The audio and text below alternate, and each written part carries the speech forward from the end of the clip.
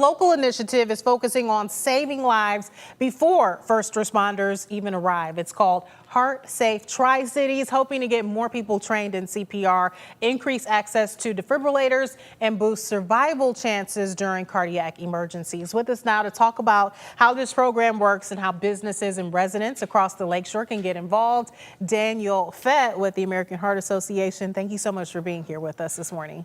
You're welcome. I'm not actually with the American Heart Association, although we're cooperating with them. I'm actually an independent retired physician in the community of Spring Lake. Nice, nice. Well, definitely glad to hear from you this morning on this really important topic. Tell us, what is HEARTSafe Tri-Cities? So HEARTSafe Tri-Cities is an initiative under the umbrella of the Citizen CPR Foundation, which was established in 1999. It is an organized structure that communities can develop a life-saving program through and get awarded certification from the Citizen CPR Foundation. It has 13 principles that are necessary to meet their requirements for certification and identification.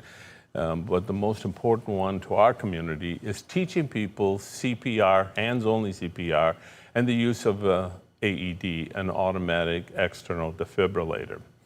Secondly, we want to increase the number of those AEDs throughout the community and raise awareness of their location and their use. Gotcha. So what is this, the start of this new program, HEARTSafe Tri-Cities, what does it mean for people watching and how they can get involved with being prepared to save lives?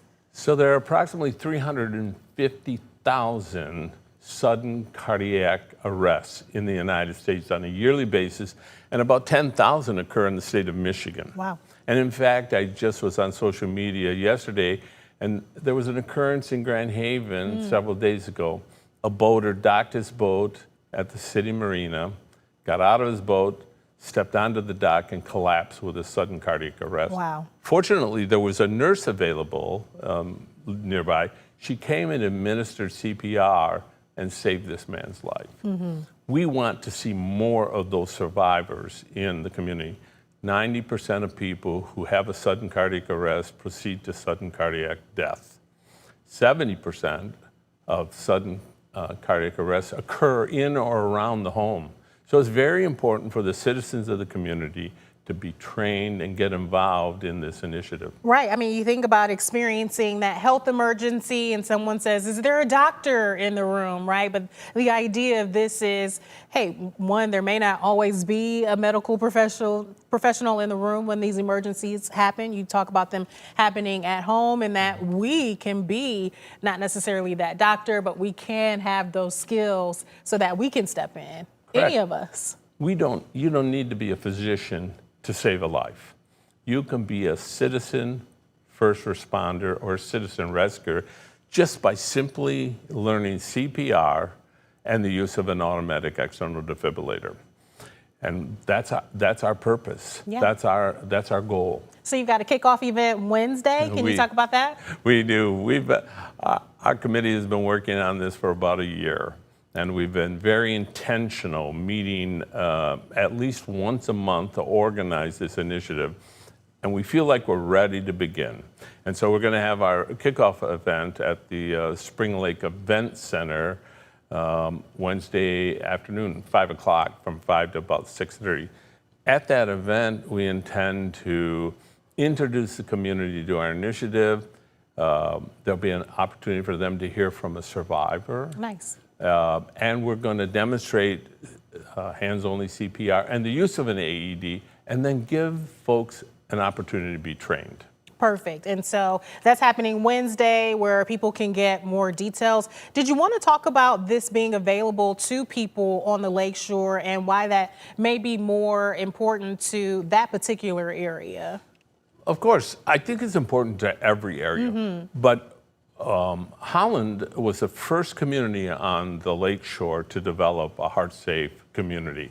And Angela Lound, who's a firefighter paramedic with the Holland Fire Department, was instrumental in getting us started.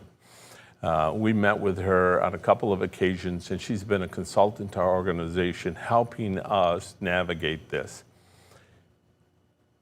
we get a lot of visitors, tourists along the lakeshore, as well as our own residents. And if we can train our residents to be first responders, we can save people who are visiting our communities. That's very important. Absolutely. So many things to keep in mind with this conversation that, hey, if this emergency happens at home, you want to be equipped to be able to step in and help that loved one. But you bring up a great point as well with this being a tourist area, and we want anyone visiting us or just out and about to feel safe. What are we leaving out about this conversation that you want people to understand before that Wednesday event, before things get kicked off, so that we can get more people prepared to be those citizen first responders?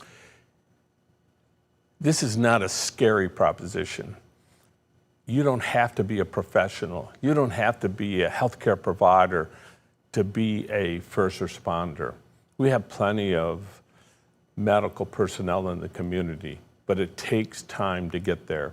We want CPR to start within 90 seconds of the event, and an AED shock to occur within 3 minutes. If we do that, we can take that 90% fatality rate significantly lower. When you take this training, and if you choose to have an AED in your home, you potentially are saving your husband, your wife, your father, a child, or one of your best friends in your home. That's significant. Yes, it is. You, the citizens of Grand Haven, Ferrysburg, Spring Lake, and Spring Lake Township, will be able to save somebody that's close to them, save their life. Yeah.